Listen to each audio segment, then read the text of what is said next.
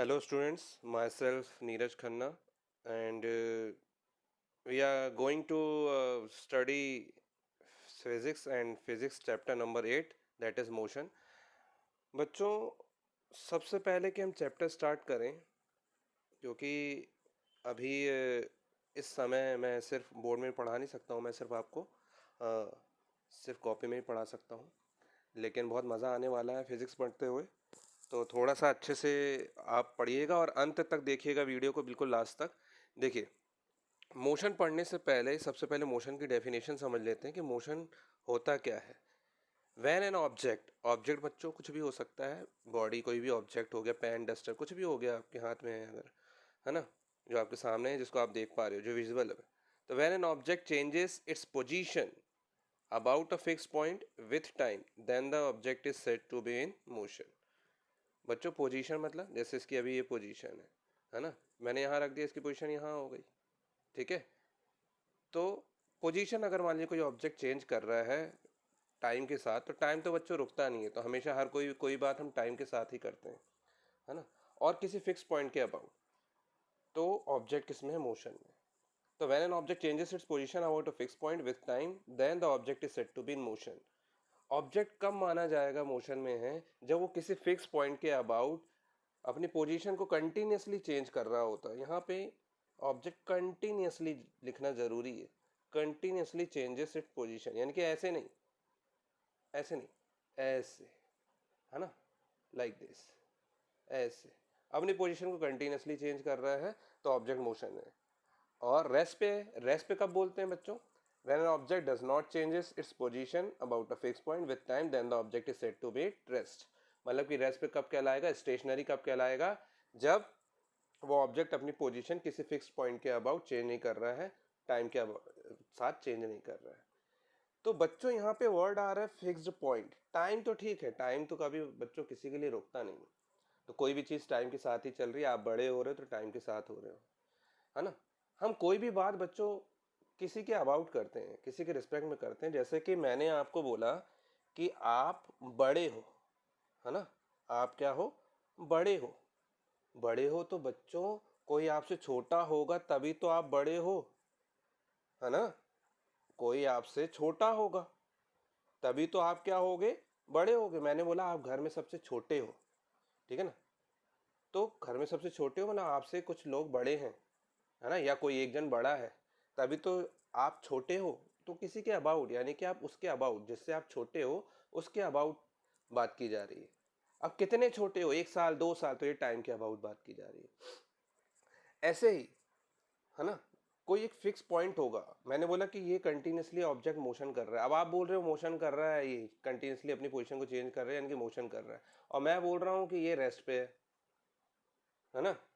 या फिर आप बोल रहे हो कि ये चलिए पेन मैंने रख दिया, आप बोलोगे अभी ये कैसा है, रेस्ट पे, लेकिन मैं बोल रहा हूँ मोशन में है। कैसे आप बोल रहे हो रेस्ट पे और कैसे मैं बोल रहा हूँ मोशन में, समझिए। आप रेस्ट पे इसलिए बोल रहे हो उसको क्योंकि आपको ये हिलता हुआ नजर नहीं आ रहा है, तो आप बोल रहे हो रेस्ट पे, लेकिन मैं बोल रहा हूँ ये मोशन में है ना, मुझे भी ये हिलता हुआ नजर नहीं आ रहा है, लेकिन मैं एज्यूम कर रहा हूँ अपने आप को दूसरे प्लेनेट पे। अगर मैं दूसरे प्लेनेट पे चला जाता हूँ अर्थ के अलावा, अर्थ के बाहर, तो मुझे अर्थ ऐसे रोटेट करते हुए नजर आती कंटिन्यूसली, अपनी फिक्स्ड पॉइंट पे, अपने ही एक्सिस के अबाउट वो रोटेट करते हुए नजर आती है। तो ऑब्वियसली कोई चीज रोटेट कर रही है तो उसके अंदर के सारे कंटेंट भी क्या है, रोटेट कर रहे हैं, उसके अंदर के सारे कंटेंट भी घूम रहे हैं। यानी कि उसी के अंदर, अर्थ के अंदर ये पैन भी है कहीं पे, तो ये पैन भी क्या हो रहा है, रोटेट कर रहा है।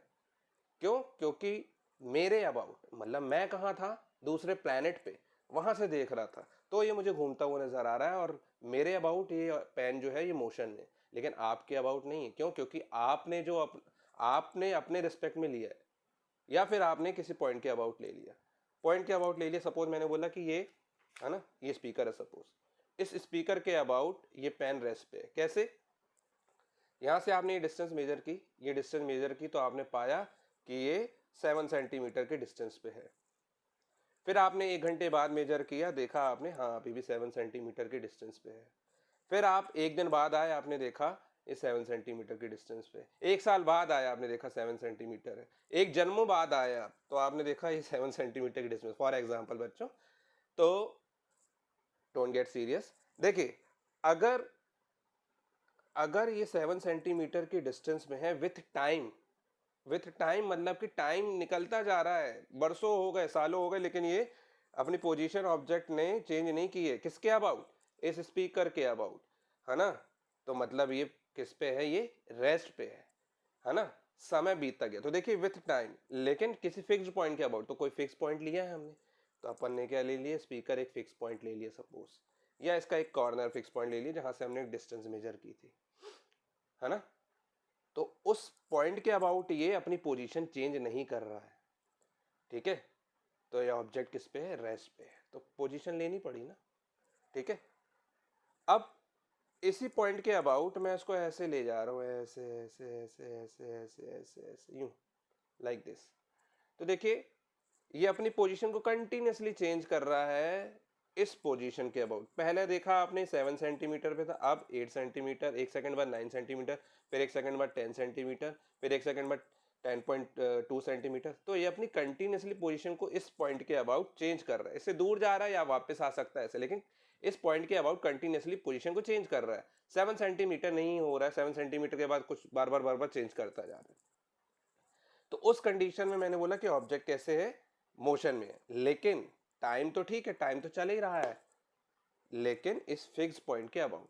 तो ये बच्चों, ये बहुत जरूरी है जानना कि एक फिक्स्ड पॉइंट के अबाउट ही आपको सारी डिस्टेंसेस लेनी रहती है और सारी पोजीशंस लेनी रहेगी, तभी आप बता पाओगे उसकी स्टेट मतलब कि whether it is whether the object is at rest or is in the motion, ठीक है?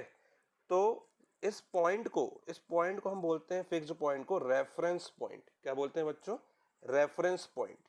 चैप्टर नंबर 8 एनसीईआरटी आप देखिएगा, फर्स्ट पेज जो है मोशन चैप्टर का, है ना? अगर ये पेज है तो यहाँ राइट कॉर्नर में आपको लिखा रहेगा और लास्ट में पैराग्राफ में 2-3 लाइन पहले पढ़िएगा तो आपको ये रेफरेंस पॉइंट, या जिसे हम ओरिजिन भी बोलते हैं, ओरिजिन, है ना, ये दिया होगा, ठीक है?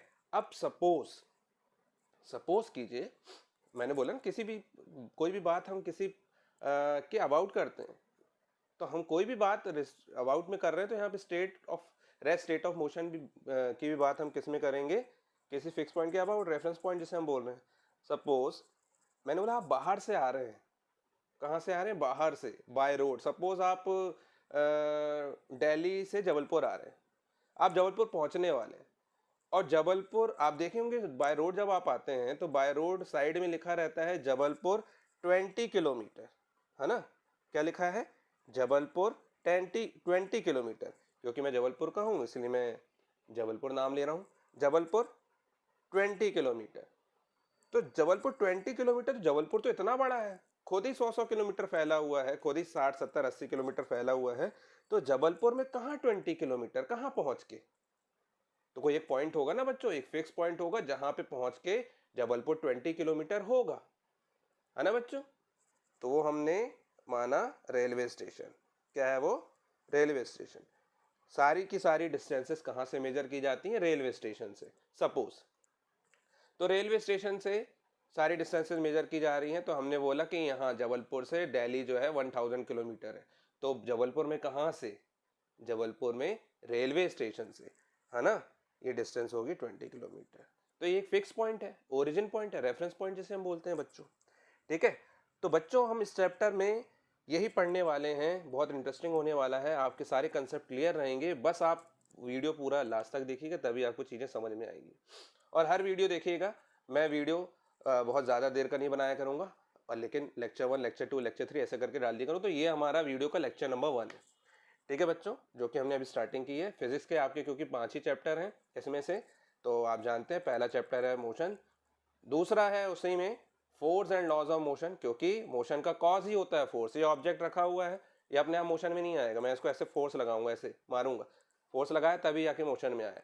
तो अनबैलेंस फोर्स लगाएंगे, यही कारण होता है मोशन का। तो force and laws of motion. अब लॉ भी होते हैं ऑब्वियसली, मोशन के कुछ लॉ भी होंगे कि कैसे चल रहा है, वो एक्सेलरेट कर रहा है, यूनिफॉर्म मोशन में है, नॉन यूनिफॉर्म मोशन में है। तो बहुत सारे लॉ भी हैं इसमें, है ना? न्यूटन ने 3 लॉ दिए थे, तो वो भी हम पढ़ेंगे, लॉज ऑफ मोशन। फिर उसके बाद है बच्चों चैप्टर नंबर 8 9 10 10 ग्रेविटेशन। ग्रेविटेशन में बच्चों हम ग्रेविटी के बारे में पढ़ेंगे। कोई भी ऑब्जेक्ट ऊपर से फेंको तो वो नीचे ही आता है। क्यों आता है? क्योंकि अर्थ उसको अट्रैक्ट करती है। आपने पहले से ही पढ़ रखा होगा, नहीं तो सुन रखा होगा ग्रेविटेशन, है ना। अर्थ की एक ग्रेविटी होती है, वो खींच के रखती है। हर प्लेनेट की ग्रेविटी होती है। हर दो मासेस के बीच में भी ग्रेविटेशनल फोर्स लगता है, ठीक है, जो कि नेग्लिजिबल होता है, हमें दिखाई नहीं देता। फोर्स तो वैसे भी कभी दिखाई नहीं देता, यानी कि हम फील्ड में रहते हैं, अर्थ की फील्ड में रहते हैं। तो ग्रेविटेशन में हम ये वाले सारे चैप्टर पढ़ेंगे। हम ये देखेंगे कि दो ऑब्जेक्ट जो कि डिफरेंट डिफरेंट मास के हैं, एक ज़्यादा है एक कम है, लेकिन दोनों को साथ छोड़ो, एक साथ छोड़ोगे तो वो एक साथ ही आएंगे। ऐसा नहीं कि जिसका मास ज़्यादा वो पहले आ जाएगा। तो इस ये किस लिए कैसे होता है ये हम ग्रेविटेशन वाले चैप्टर में देखेंगे। तो इसके बाद है बच्चों चैप्टर नंबर 11। 11 है आपका, चैप्टर नंबर 11 है, आई थिंक 11 ग्रेविटेशन था। इससे पहले था आपका work and energy, sorry. Chapter number 8 है मोशन, 9 है आपका force and laws of motion, और उसके बाद है वर्क एंड एनर्जी। 10 नंबर है वर्क एंड एनर्जी। क्यों? क्योंकि हम work work obviously force into displacement होता है। जितना फोर्स लगाओगे उतना ही डिस्प्लेसमेंट होगा, यही वर्क कहलाता है। वर्क वो नहीं होगा कि 18 घंटे आप रूम बंद करके आप पढ़ाई कर रहे हो तो वो वर्क होगा। फिजिक्स में वो उसको वर्क नहीं बोलते। वर्क मतलब there should be some force and there should be some displacement, तब जाके वर्क होगा। और वर्क आप उतना नहीं कर सकते हो जितना आपके अंदर एनर्जी है ना। तो वर्क एंड एनर्जी हम साथ में पढ़ेंगे। तो इसके बाद हम पढ़ेंगे ग्रेविटेशन वाला चैप्टर 11। उसके बाद बच्चों चैप्टर नंबर 12 होगा साउंड, है ना। साउंड के बारे में भी पढ़ेंगे हम। तो लेकिन अभी हम मोशन पढ़ रहे हैं तो मोशन पे कंसंट्रेट करते हैं। तो इतनी चीज़ आपको बच्चों समझ में आई। अब हम बात करते हैं क्या, क्योंकि ये मोशन में हमने इतना पढ़ लिया है, अभी हम बात करते हैं कि मोशन में और क्या पढ़ने वाले हैं। सबसे पहले तो मोशन आपके दो तरीके से हो सकते हैं, ठीक है। मोशन यहाँ पे आपके दो तरीके से आपको 9th क्लास में पढ़ना है आपके। एक तो होगा motion in a straight line, motion in a straight line, है ना। स्ट्रेट लाइन में मोशन हो रहा है, ठीक है बच्चों। और दूसरा होगा motion in circular path, motion in circular path, ठीक है। यानी कि ऐसे गोल गोल घूमना है, circular motion, uniform circular motion हम देखेंगे। लेकिन हमको ये तो एक छोटा सा टॉपिक रहेगा, लास्ट में आपको मिलेगा मोशन के चैप्टर में। अभी हमको पूरा इसमें पढ़ना है, पूरा कंसंट्रेशन इसमें देना है। Motion in a straight line, straight line में हम मोशन कर रहे हैं तो। लेकिन बच्चों इससे पहले कि हम पढ़ें, क्योंकि आप 9th में एकदम से आपको चैप्टर्स जो होते हैं हैवी हो जाते हैं सारे के सारे। 8 तक तो आप ठीक है साइंस पढ़ते हैं, लेकिन 9th क्लास में आपको फिजिक्स केमिस्ट्री बायो ऐसे करके तीन साइंस में आपको डिवीजन मिल जाते हैं, जिसमें फिजिक्स बच्चों थोड़ा सा टफ हो जाती है। और 9th में एकदम से टफ हो जाती है, क्योंकि न्यूमेरिकल बहुत सारे आ जाएंगे, कंसेप्ट बहुत सारा आ जाता है, ठीक है बच्चों। तो घबराने की कोई बात नहीं है, आप बस चैनल देखते जाइए मेरा और ये वीडियोस देखते जाइए, आपको समझ में आता जाएगा। उसके बाद देखिए बच्चों, अब मैं बताने जा रहा हूँ motion in a straight line. इससे पहले हम पढ़ें, इससे पहले हमको ये पढ़ना पड़ेगा कि फिजिकल क्वांटिटी क्या होती है ना। पहले फिजिकल क्वांटिटी से डील करते हैं, तभी जाके आपको चीज़ें समझ में आएंगी। कुछ चीज़ें हो सकता है आपको नहीं मिले, है ना। देखिए फिजिकल क्वांटिटी, कुछ फिजिकल क्वांटिटी बच्चों में पॉज करके लिख रहा हूँ, फिर इसके बाद देखते हैं। देखिए बच्चों, फिजिकल क्वांटिटी, फिजिकल क्वांटिटी बच्चों मैंने इसलिए बोला क्योंकि फिजिक्स में आप बार बार बार बार टर्म्स आएंगी आपके सामने, तो वो सारी की सारी फिजिकल क्वांटिटी होती है। फिजिकल क्वांटिटी बच्चों वो क्वांटिटी होती हैं जिनमें फिजिक्स के लॉ डिस्क्राइब होते हैं और जो मेजर किए जा सकते हैं। लाइक स्पीड, स्पीड एक फिजिकल क्वांटिटी है। क्या होती है? Speed is equal to distance upon time. Distance measure किया जा सकता है, टाइम भी मेजर किया जा सकता है। तो distance upon time, speed, speed भी मेजर की जा सकती है ना। और लेंथ, लेंथ यानी कि डिस्टेंस, हम लेंथ बोलें यहाँ पे, डिस्टेंस बोलें, या फिर एल्टीट्यूड बोलें, हाइट बोलें, सारी चीज़ें एक सी हैं यहाँ पे। डिस्प्लेसमेंट, मोमेंटम, मोमेंटम अभी आप पढ़ोगे, हो सकता है आपके लिए नया वर्ड हो, ठीक है। Area, volume, density, these are the terms, है ना, which are called physical quantities which can be measured and which can describe the law of physics, ठीक है ना। तो बच्चों फिजिकल क्वांटिटी को मैं यहाँ पे दो पार्ट में डिवाइड किया हुआ है, दो पार्ट में कैटेगराइज होती हैं ये एक्चुअली। दो तरीके की होती हैं, एक होती है सबसे पहले तो फंडामेंटल और बेस क्वांटिटी। एक्चुअली होती तो यही है, इनसे बाकी डिराइव की जाती हैं। तो फंडामेंटल या बेस क्वांटिटी यानी कि जैसे हम बात करते हैं कोई भी ऑब्जेक्ट है या बॉडी है तो उसमें ऑब्वियसली कुछ मास होगा, ठीक है ना। मास होता है quantity of matter contained by the object, कितना कंटेन्ड है। जैसे कि मैंने बोला एक थर्माकोल है, इतना बड़ा, बहुत बड़ा थर्माकोल है, लेकिन एक छोटा सा पत्थर है ना। तो छोटे से पत्थर में ज्यादा कंटेंट है, मैटर ज्यादा है ना। मैंने बोला एक छोटी सी बुक है लेकिन उसमें भरी हुई है बुक, बुक में बहुत सारा कंटेंट है ना। लेकिन एक बड़ी सी बुक है, दूर दूर दूर दूर लिखा हुआ है, ठीक है, तो उसमें कंटेंट छोटी सी बुक से भी कम है। तो ऑब्वियसली बच्चों जिसकी डेंसिटी ज़्यादा, मास उसका ज़्यादा होगा जिसका क्वांटिटी ऑफ मैटर ज़्यादा मटेरियल ऑब्जेक्ट में, ठीक है। तो ये हो गया पहला बेस क्वांटिटी। फंडामेंटल या बेस क्वांटिटी बच्चों, ये फंडामेंटल, फंडामेंटल मतलब बेसिक, नींव।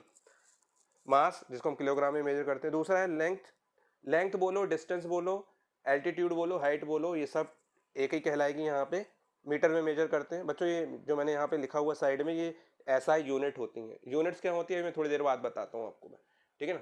फिर उसके बाद है टाइम, टाइम को सेकंड में मेजर करते हैं। टाइम भी एक क्या है, फिजिकल क्वांटिटी है आपकी, बेस क्वांटिटी। फोर्थ है करंट, जिसको एम्पियर में मेजर करते हैं। फिफ्थ है टेम्परेचर, एब्सोल्यूट टेम्परेचर, जिसको हम केल्विन में मेजर करेंगे। अमाउंट ऑफ सब्सटेंस, जिसको हम मोल में मेजर करते हैं। फिर ल्यूमिनस इंटेंसिटी, ल्यूमिनस इंटेंसिटी मतलब लाइट की इंटेंसिटी जो भी होगी, ल्यूमिनस मतलब चमकना, उसकी यूनिट होती है कैंडेला। लेकिन बच्चों क्योंकि हमारी जो 9th क्लास की फिजिक्स है उसमें सिर्फ हम मोशन के बारे में स्टडी करते हैं, है ना, हम मैकेनिक्स की स्टडी करते हैं, ऑब्जेक्ट के पोजीशन के स्टेट के बारे में स्टडी करते हैं कि रेस्ट पे है, मोशन में क्या है ना। तो उसके लिए हमको सिर्फ ये 3 चीज़ें पढ़नी है, मास, लेंथ और टाइम, है ना। करंट भी आपको क्लास 10th में पढ़ना है। अभी आपको मास, लेंथ और टाइम पढ़ना है, और ये इसमें आता है, ये किस में आता है, मैकेनिक्स में। किस में आता है, मैकेनिक्स में। ठीक है बच्चों, तो हम यानी कि 9th क्लास की फिजिक्स मैकेनिक्स ये पढ़ते हैं। अब देखिए बच्चों, ये 7 फिजिकल क्वांटिटी होती है जो बेसिक क्वांटिटी होती हैं, जिनमें से आप ये 3 पढ़ने, बाकी ये 4 जो हैं, है ना, ये भी फोर्थ क्वांटिटी भी आप 10th में पढ़ोगे, उसके बाद 12th तक आप पढ़ोगे। ये वाली क्वांटिटी जो है आप केमिस्ट्री में पढ़ते हो बाकी की। तो कुल मिला के हमको ये 3 क्वांटिटी अभी 9th में पढ़ना है, इस पर आप ध्यान दीजिएगा। अब बच्चों इनके अलावा speed, momentum, area, volume, density, ये भी मैंने आपको बोला फिजिकल क्वांटिटी। तो ये बच्चों डिराइव्ड क्वांटिटी, डिराइव्ड मतलब कि इनसे मिलके बनाई जाती हैं, ठीक है, इनसे मिलके ये बनाई जाती हैं, ठीक है। जैसे हम बात करते हैं कि आपने बनाई है खोए की जलेबी, तो खोए की जलेबी बच्चों उसमें खोआ आया होगा, तो ठीक है, खोआ तो ठीक है, खोआ कहाँ से आया होगा, खोआ आपका दूध के फटने से आया होगा। तो सबसे पहले तो दूध की बात करते हैं, यानी कि बेस क्या हो गया वहाँ पे, दूध, मिल्क, है ना। ऐसे ही यहाँ पे इनसे मिलके, मास, लेंथ और टाइम से मिलके बाकी फिजिकल क्वांटिटीज होंगी, like speed is equals to distance upon time, है ना। और वॉल्यूम क्या होता है आपका, वॉल्यूम होता है length into breadth into height, है ना, length into breadth into height. तो देखिए तीनों ही मैंने बोला ना, लेंथ भी, डिस्टेंस, लेंथ तो है ही लेंथ, ब्रेड्थ को भी लेंथ लेंगे और हाइट को भी लेंथ लेंगे, है ना। तो इसके साथ साथ इनकी ऐसा यूनिट भी होती है, metre into metre into metre, metre cube हो जाएगा, मल्टीप्लाई होता जाएगा। डिस्टेंस अपॉन टाइम तो मीटर पर सेकंड हो जाएगा, डिस्टेंस मीटर में, टाइम सेकंड में। ऐसे ही आपकी फिजिकल क्वांटिटी होगी, एरिया, डेंसिटी, ये सब क्या होंगी, फिजिकल क्वांटिटी जो इनसे मिलकर बनी होती हैं। स्पीड भी इनसे मिलकर बनी हुई है। मोमेंटम की बात करेंगे आगे चल के पढ़ोगे तो मास इंटू वेलोसिटी, और वेलोसिटी क्या होगा, स्पीड मतलब डिस्टेंस अपॉन टाइम, ठीक है ना। तो ये सारी बातें हम करेंगे, आप ध्यान रखिए। फिजिकल क्वांटिटी 2 टाइप की होती है, तो कहीं वर्ड आपको एनसीईआरटी में आएगा फिजिकल क्वांटिटी, ठीक है बच्चों। अब इसके अलावा फिजिकल क्वांटिटी में एक चीज और होती है, हम यहाँ पे बात करते हैं, जैसे मैंने बोला कि फोर्स, समझिए इस चीज को बहुत अच्छे से। फोर्स क्या होता है बच्चों, फोर्स आप सेकंड लॉ पढ़ोगे, उसमें तो होता है मास इनटू एक्सेलरेशन। तो अभी तो आपको एक्सेलरेशन भी नहीं हो सकता है ना पता हो, ठीक है ना। पता होगा तो आपको बहुत बड़ी बात है, बहुत अच्छी बात है। फोर्स, फोर्स बच्चों कितना लगाना है ये तो पता हो सकता है ना। कितना होता है इसको बोलते हैं मैग्नीट्यूड, कोई भी चीज कितनी है उसको हम बोलते हैं मैग्नीट्यूड, है ना। लेकिन हर चीज में मैग्नीट्यूड, मैग्नीट्यूड तो हर चीज में होगा, लेकिन कोई कोई क्वांटिटी ऐसी होती है जिसमें डायरेक्शन भी होती है। जैसे कि मैंने बोला कि ये सपोज ये पेन है, मैंने इसको फोर्स लगाया, तो फोर्स के साथ साथ मुझे फोर्स में कितना फोर्स लगाया ये तो ठीक है, लेकिन किसी डायरेक्शन में ही लगाना पड़ेगा। ऐसे या तो पुश करूंगा या तो पुल करूंगा, है ना, या तो बाहर की ओर इसको पुश करूंगा, या तो अंदर की तरफ मैं इसको पुल करूंगा, अंदर की तरफ खींचूंगा, यानी कि फोर्स अपने साइड लगाऊंगा या फिर अपने आउटवर्ड लगाऊंगा। मतलब कि मैं फोर्स किसी एक पर्टिकुलर डायरेक्शन में लगाऊंगा, यानी कि फोर्स एक फिजिकल क्वांटिटी है जिसमें डायरेक्शन भी है। तो ऐसी क्वांटिटी जिसमें सिर्फ मैग्नीट्यूड हो, यानी कि इसकी सिर्फ वैल्यू हो, और ऐसी क्वांटिटी जिसमें दोनों हो, क्योंकि मैग्नीट्यूड तो सब में रहता है। तो ऐसी क्वांटिटी दोनों में डिफरेंस है, तो उनको क्या बोलते हैं और उनमें क्या डिफरेंस है वो मैं आपको बताता हूं। देखिए बच्चों, 2 तरीके की क्वांटिटी हो सकती हैं फिर फिजिकल क्वांटिटी, स्केलर क्वांटिटी और vector quantity. Scalar quantity are those quantities which have only magnitude. Magnitude बच्चों क्या होता है, मैंने बोला जैसे 3 किलो चीनी, है ना, 3 किलो चीनी यानी कि 3 केजी, वहां पे क्या है, 3 केजी जो है वहां पे मैग्नीट्यूड है। और चीनी क्या है, चीनी वहां पे फिजिकल क्वांटिटी हो गई, सपोज मास है उसमें, है ना, मास होगा, मास यानी कि फिजिकल क्वांटिटी। तो 3 केजी पूरा का पूरा हमने बोल दिया 3 केजी को फिजिकल क्वांटिटी का मैग्नीट्यूड, ठीक है बच्चों। अब आपने बोला कि 4 मीटर या 4 किलोमीटर, तो ये 4 किलोमीटर क्या है, मैग्नीट्यूड है ना। 4 पास्कल प्रेशर की यूनिट होती है, 4 एम्पियर करंट की यूनिट होती है ना। 1 टन ले लिया आपने, टन जो होती है वो 100 किलो को हम 1 टन बोलते हैं, सॉरी 100 किलो को तो 1 क्विंटल बोलते हैं, 1000 किलो को हम बोलते हैं शायद, है ना? ठीक है। चलिए इसके बाद हम बात करते हैं वो इसको जिसमें से मैग्नीट्यूड हो वो स्केलर क्वांटिटी होती हैं, और vector quantities are those quantities which have both magnitude as well as direction. जिसमें मैग्नीट्यूड तो हो, डायरेक्शन भी हो, है ना?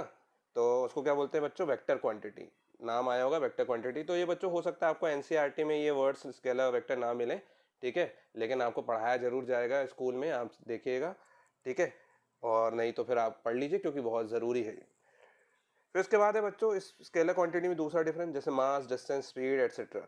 मास मास में कोई डायरेक्शन नहीं है, सिर्फ क्या है?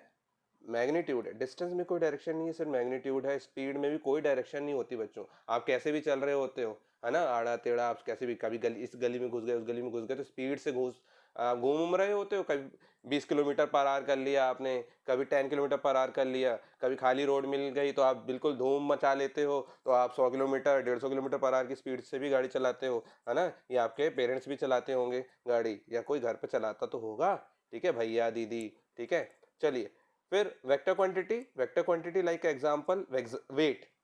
बच्चों वेट और मास में डिफरेंस है ना? ग्रेविटेशन वाले चैप्टर में पढ़ेंगे हम। क्यों? क्योंकि वेट हमेशा वर्टिकली डाउनवर्ड लगता है, यानी कि अर्थ की तरफ लगता है, डाउनवर्ड, है ना? हम मशीन में जब आप खड़े हो जाते हैं वेट मशीन में, वेइंग मशीन में, तो आपको वेट दिखाता है, आप उल्टे खड़े हो जाओ ऐसे, और उसके बाद वेट मशीन को ऐसे रखो, वेट दिखाएगा क्या? नहीं ना। तो देखिए यहाँ पे वेट मतलब हमेशा वर्टिकली डाउनवर्ड लगता है, ग्रेविटी इंक्लूडेड रहती है उसमें, तो वेट क्या है? वेट में डायरेक्शन होती है, तो वेक्टर क्वांटिटी। डिस्प्लेसमेंट, जैसे यहाँ डिस्टेंस है वैसे यहाँ डिस्प्लेसमेंट है ना? डिस्टेंस तो जो होती है उसमें कोई डायरेक्शन नहीं है, लेकिन डिस्प्लेसमेंट अभी हम देखेंगे, इसमें भी डिस्टेंस और डिस्प्लेसमेंट भी अभी देखते हैं। उसके बाद है बच्चों वेलोसिटी। जैसे स्पीड है वैसे वेलोसिटी, स्पीड में कोई डायरेक्शन नहीं है, अगर मान लीजिए स्पीड में डायरेक्शन आ गई, है ना, तो वो क्या कहलाएगा? वेलोसिटी कहलाएगा। अभी हम इसको भी देखेंगे इसी चैप्टर में। फिर फोर्स, फोर्स तो एक पर्टिकुलर डायरेक्शन में ही लगता है बच्चों, है ना, और कितना लगता है? न्यूटन में लगता है, आपने पढ़ा होगा, न्यूटन इसकी यूनिट होती है ना? जैसे 100 न्यूटन का फोर्स लगा रहे हो आप किस डायरेक्शन में? टुवर्ड्स राइट, टुवर्ड्स लेफ्ट, तो ये क्या होता है? Vector quantity, because the force has both magnitude as well as direction. Okay, तो ये बच्चों स्केलर क्वांटिटी और वेक्टर क्वांटिटी में ये डिफरेंस था।